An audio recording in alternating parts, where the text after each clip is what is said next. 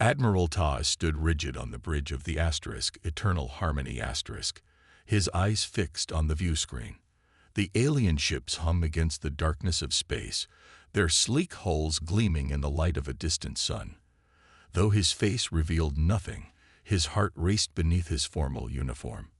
"Magnify," he ordered, and the largest vessel filled the screen. Its design was unlike anything in hegemony records.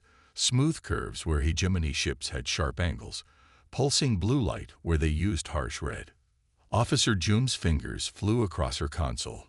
"Sir, I'm detecting power readings that exceed our battlecruisers by at least triple. Their shielding technology is. I don't even have a comparison." The diplomatic vessel had been sent to investigate what the hegemony assumed was a primitive new species attempting their first steps into interstellar travel. The High Command expected a simple mission: assess, intimidate, and establish dominance. Standard protocol for the galaxy's ruling power. "What species?" Tai asked, keeping his voice level despite his growing unease. June checked her readings twice before answering. "Human, sir." The word hung in the air. Captain Kim looked up sharply from her station. "Humans? From Earth?" "The same," confirmed June. Ta frowned. Earth had been surveyed centuries ago and classified as minimal threat, a fractured planet of warring nations barely capable of reaching their own moon. The hegemony had marked it for later conquest once the humans had developed enough to be useful as labor. "They cannot be human," said Ta. "Check again." Lieutenant Ho spoke up from the communications array. "Sir, they're hailing us. In perfect galactic standard." Ta straightened his uniform. On screen. The view screen shifted to show the bridge of the alien vessel. At its center stood a woman with short black hair and eyes that seemed to look straight through him. Her uniform was simple but elegant, black with silver trim, and a small blue insignia that resembled Earth. "Greetings, Hegemony Vessel Eternal Harmony *", she said, her voice calm and confident. "I am Admiral Park of the Earth Federation. We've been expecting you." Todd felt ice in his veins. They knew our ship's name. "They were waiting for us *." "This is Admiral Ta of the Galactic Hegemony," he replied, struggling to maintain his composure. "We detected your arrival in this sector and came to establish diplomatic contact." A small smile touched Admiral Park's lips. "How considerate, though we've been operating in this sector for nearly 15 years. Captain Kim stepped forward, unable to contain herself. "Impossible. Our patrols would have detected you." "Your patrols are predictable," said Park, "and your sensor technology is limited compared to ours." The implied insult was clear. Tay fought to maintain protocol. "Our records indicate Earth achieved only primitive spaceflight capabilities. Your vessels appear far more advanced." "Your records are outdated," Park replied simply. "We chose isolation to develop at our own pace, free from hegemony influence. That time has now ended." Tay's mind raced. A species that had advanced beyond hegemony technology, that had been watching them undetected. The implications were staggering. "We would be interested in opening formal diplomatic relations," Tai offered carefully. "Of course," said Park. "Our diplomatic team is prepared to board your vessel, or we can host your team on our flagship, the Terra Nova *." Captain Kim leaned close to Ta's ear. "Sir, I advise caution. This could be a trap." Park's smile widened slightly. "Your caution is understandable, Captain Kim. Rest assured, if we meant you harm, this conversation would be unnecessary." The bridge crew stiffened. She had heard Kim's whispered warning despite the communication channel's limitations. Tai made his decision. "We will send a diplomatic team to your vessel in 1 hour." "Excellent," said Park. "We look forward to it. And Admiral Ta, you might want to inform the 3 hegemony warships currently moving into position behind the gas giant that such maneuvers are unnecessary. We're well aware of their presence." The transmission ended before Tai could respond. He turned to communications. "Contact High Command immediately. Priority Alpha." As his crew scrambled to obey, Tai stared at the human fleet. In 300 years of service to the hegemony, he had never encountered a situation like this. The humans should have been primitive, easy to intimidate or conquer. Instead, they had appeared with technology that outmatched the greatest empire the galaxy had ever known. "Sir," said June softly, "I've completed a detailed scan. Their ships show energy signatures consistent with matter-antimatter engines, quantum shielding, and what appears to be some form of space-folding technology." "Theoretical technology," muttered Kim. "Our scientists have said such things are centuries away from practical application." "Not for them, apparently," said Tai. As the bridge crew prepared for the diplomatic mission, Tai watched the human ships, their lights pulsing with quiet power. The hegemony had ruled unchallenged for 3,000 years through superior strength and technology. Now, a species they had dismissed as insignificant had emerged from nowhere with ships that made the mighty hegemony fleet look primitive by comparison. For the first time in his long career, Admiral Tai felt something unfamiliar. Fear. The galaxy was about to change forever. The Grand Council chamber of the hegemony gleamed with polished stone and precious metals. 50 counselors from the ruling species sat in tiered seats around a central display area, their faces illuminated by the soft blue glow of holographic data. Admiral Tai stood at attention in the center of the chamber, his report complete. He had never seen the council in such disarray. Counselors shouted over one another, some standing and gesturing wildly, others huddled in urgent whispers. "Order!" High Chancellor Sung's voice cut through the noise. The eldest member of the council, her scales had faded from vibrant green to pale jade with age. "We will discuss this matter with discipline befitting the hegemony." The chamber quieted, but the tension remained thick in the air. "What you suggest is impossible," said Councillor Hyun, his massive fist striking the marble table before him. "No species advances from primitive spaceflight to technologies beyond our own in mere centuries." Tae responded calmly, "The evidence is before you, Counselor. The human vessels demonstrate technology we believe theoretical at best." "They must have stolen it," insisted another counselor. "Perhaps the Void Monarchs." "The Void Monarchs have had no contact with Earth," interrupted Minister Du. The head of intelligence rose from her seat, her slender form moving to the central area beside Ta. She activated a holographic display that filled the chamber with images of the human ships. "We have analyzed their vessels extensively," she continued. "Their propulsion systems utilize quantum folding techniques that allow them to traverse vast distances without traditional hyperspace corridors. Their shield technology operates on principles our scientists have only theorized." The council stared at the rotating images, faces betraying mixtures of disbelief and fear. "But how?" demanded Hyun. "How could a species we dismissed accomplish what our best minds could not?" Du's expression remained neutral as she changed the display to show Earth. "This is the human homeworld as we last surveyed it, 300 years ago." The image showed a planet divided into nations, with primitive satellites orbiting it. "And this," she said, changing the image, "is Earth now." The council gasped collectively. The planet was transformed.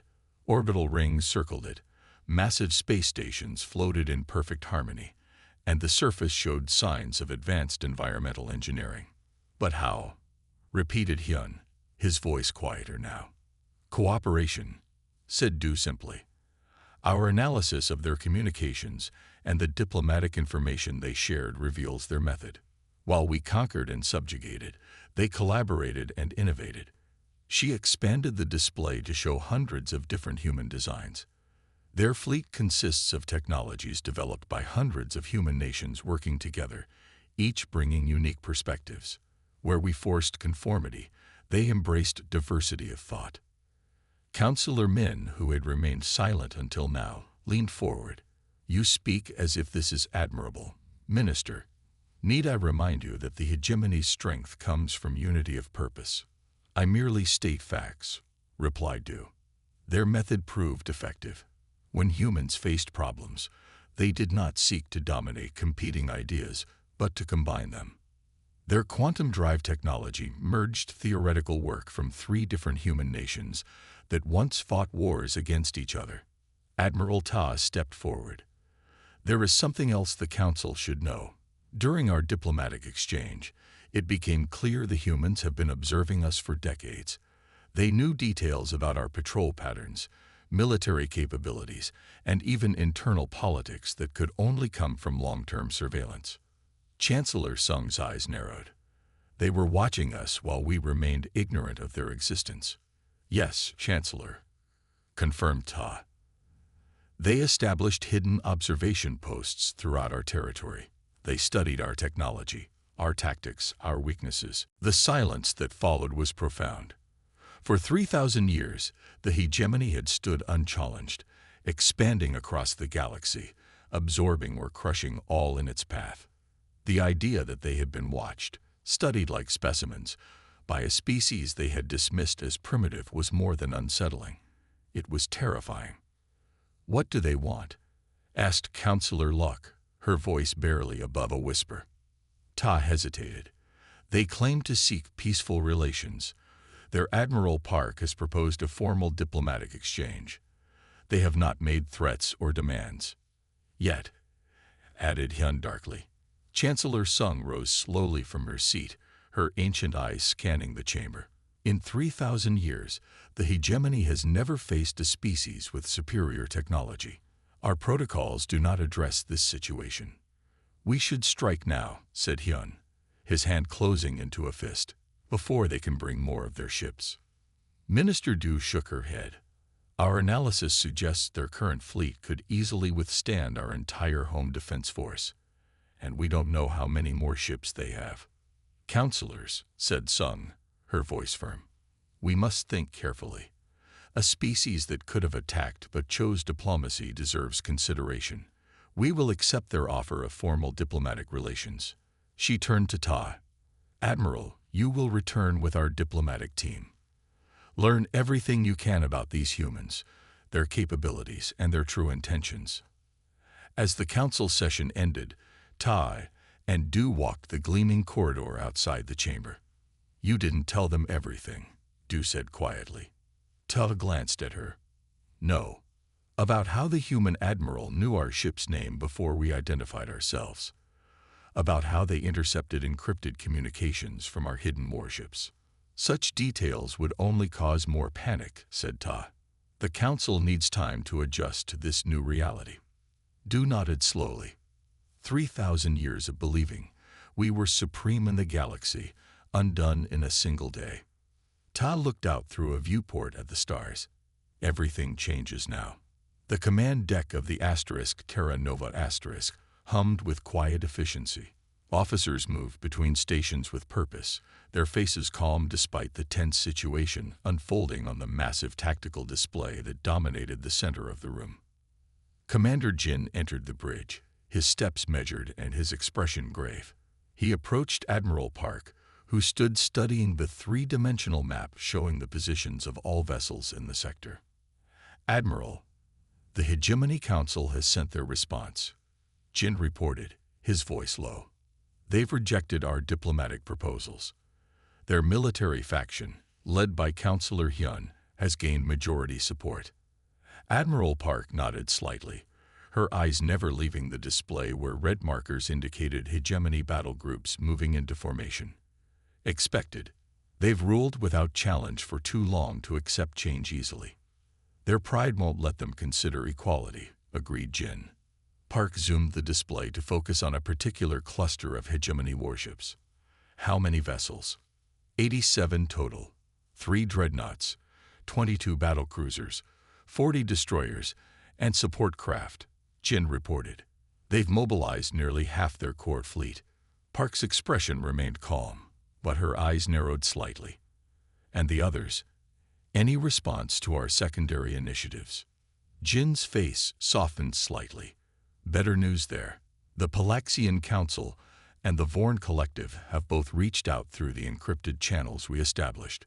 They're very interested in our proposed Federation model." "Not surprising," Park replied. "The hegemony stripped the Palaxians of their outer colonies 50 years ago. The Vorn have been reduced to virtual slavery in their mining operations. Jin nodded. Both representatives emphasized the need for secrecy.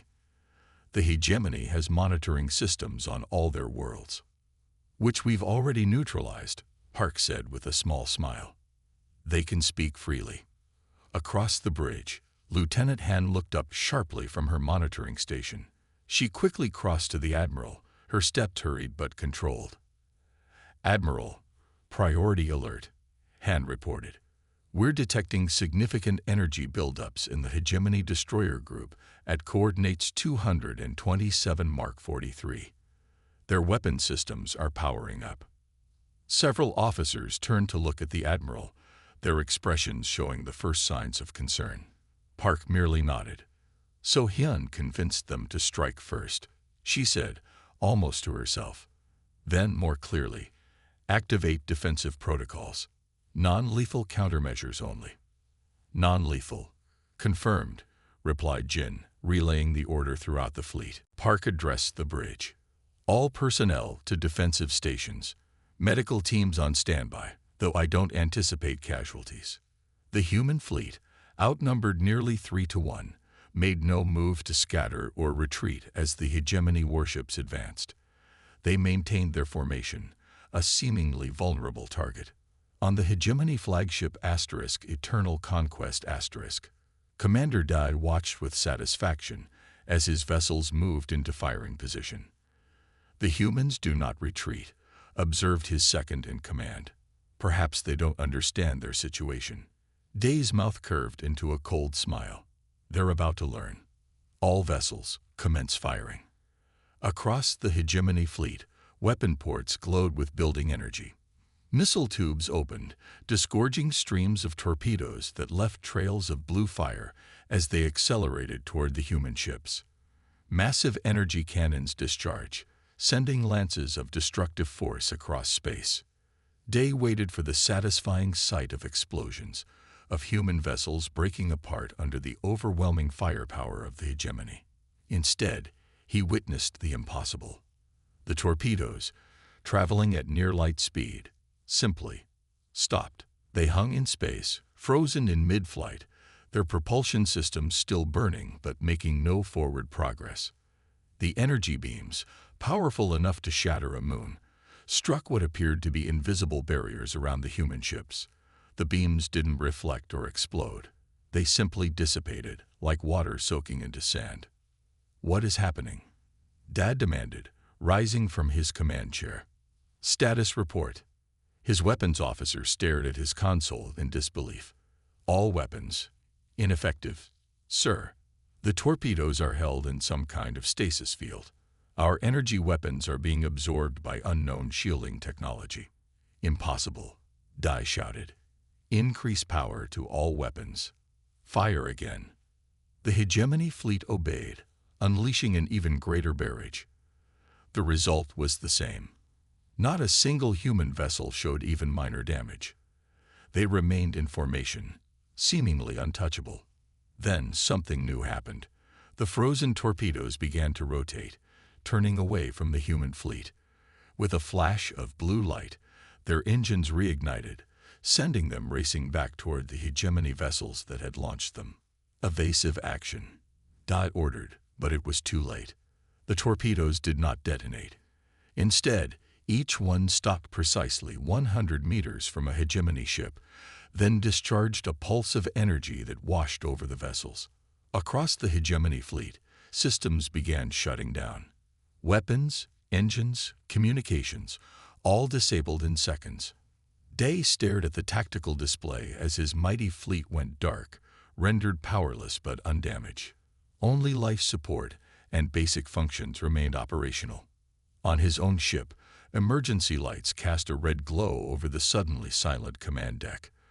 The mighty Eternal Conquest pride of the hegemony fleet, drifted helplessly in space. What? Dai whispered, sinking back into his chair. What are they?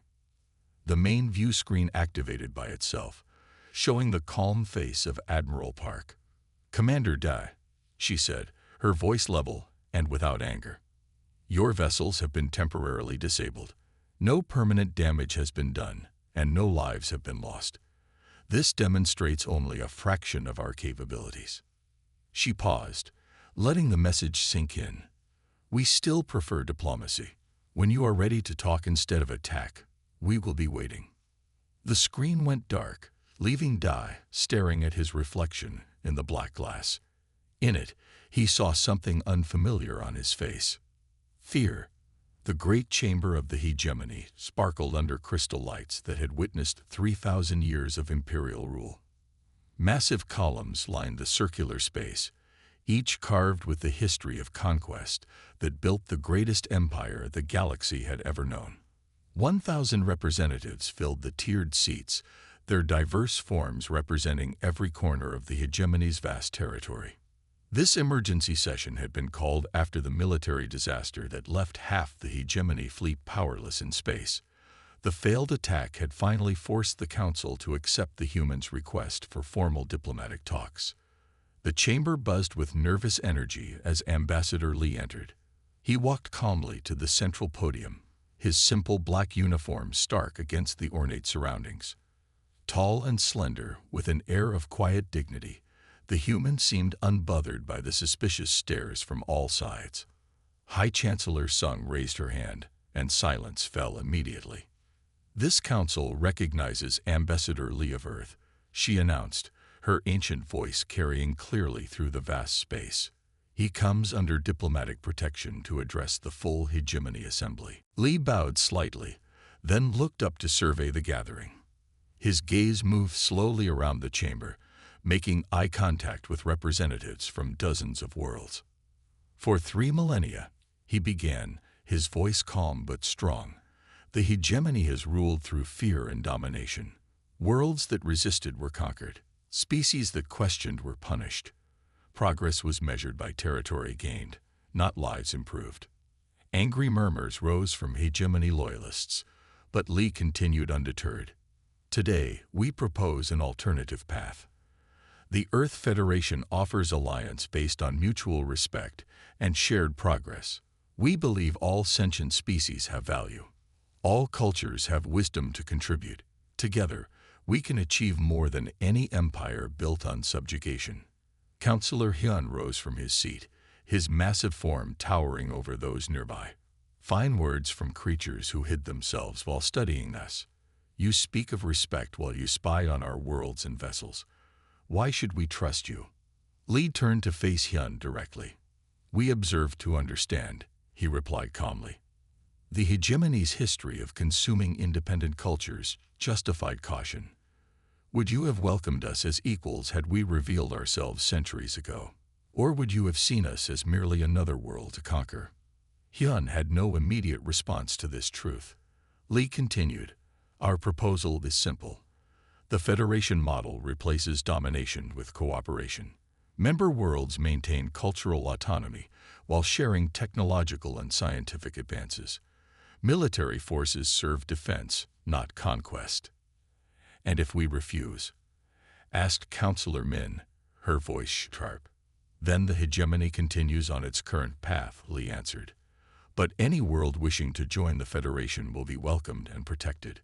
This statement caused an explosion of voices. The idea that worlds might simply leave the hegemony was unthinkable. Chancellor Sung called repeatedly for order, but the chamber remained in chaos until a new voice cut through the noise. "I wish to speak." The chamber quieted as Representative Moon of Palaxia stood. Her people, once proud warriors, had been reduced to second-class citizens under hegemony rule.